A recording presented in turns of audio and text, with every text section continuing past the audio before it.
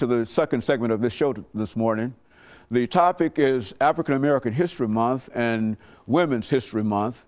And quite recently, during our first segment, we had a conversation with Miss Alana McLaughlin. And of course, in doing so, we sort of laid the foundation for the topic today, and that is African American history and women's history. And we have with us during the second segment, Dr. Gloria Pillow, who will give us some additional information about African American History Month as well as Women's History Month, February and March of 2011. Yeah, and then we'll be able. Why don't you, Dr. Pillow, give us a few minutes of information in reference to your background, your education, and some of the things that really led you to come to us with this great book, Mother Love in Shades of Black and White. And we want to talk about that book as soon as we have an opportunity to get some background information from you.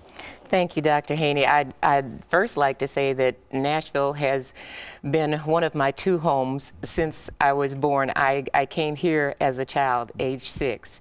I was born in Atlanta, and my father's work brought us to Nashville. I am a proud graduate of Cameron High School here in Nashville, and then pursued BA in French and secondary education at Clark College back in Atlanta. After teaching, my first stint in graduate school was at the University of Minnesota. That was right after college. That was in pursuit of a master's in French. I worked for the Minneapolis public school system for 7 years. For 3 years, I directed a project on institutional racism, desegregation, and for 9 years after that, I was director of the United Negro College Fund office in Minneapolis. Then at a rather advanced age, I decided that I really needed to follow my dream, and that was to return to school to study literature, specifically African American literature. All literature interests me, but that is my main area of specialization. Very good. And I did so at the University of Chicago. Received my master's and PhD, and taught at Michigan State University for 5 years.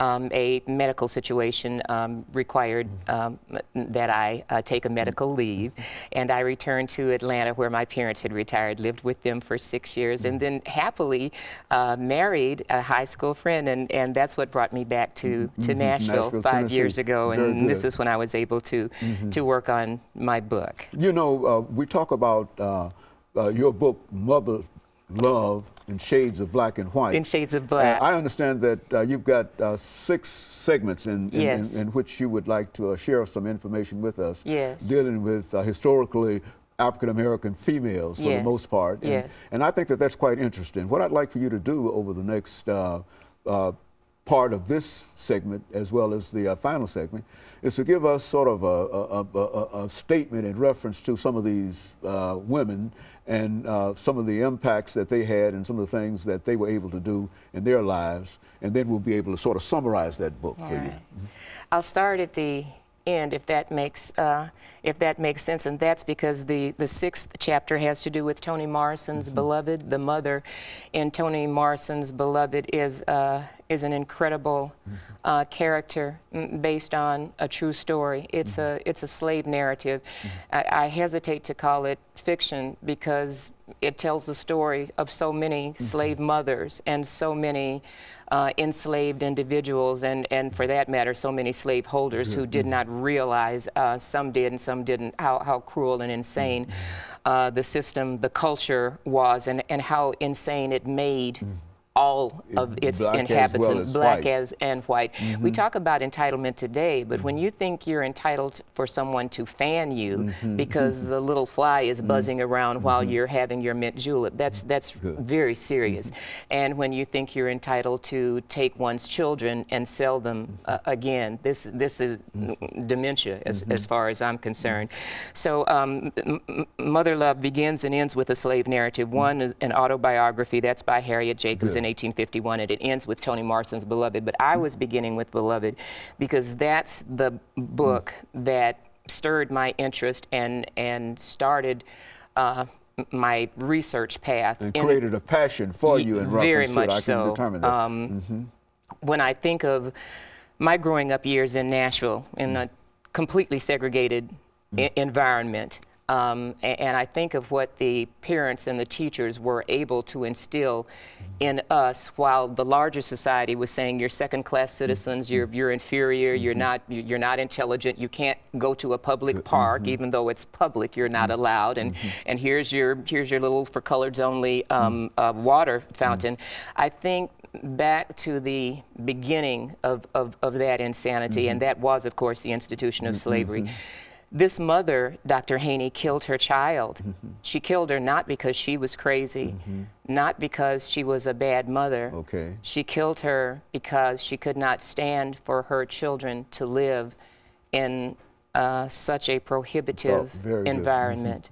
And I wanted to search very carefully what made up this woman's psyche. Very good. And I dealt with psychoanalytic theory. I deal with that in each chapter, which is interesting because psychoanalytic theory has a shameful history with regard to people of color as well as women.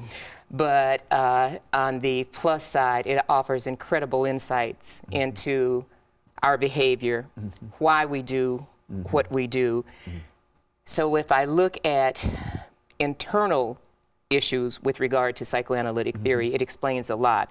If I dismiss some of the externals, then I'm on surer ground in terms of looking into why did this woman do this? Why? How could she have been a good mother and yet hurt her child to this extent?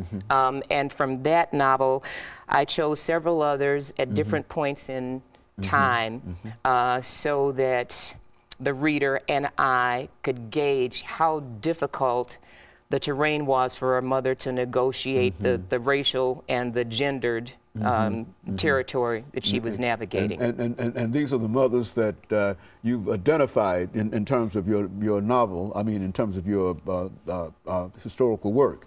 Yes. And so we want to talk about them as soon as we come back from this second commercial break. Right. And we'll be back with our audience after the second commercial break. Thank you now.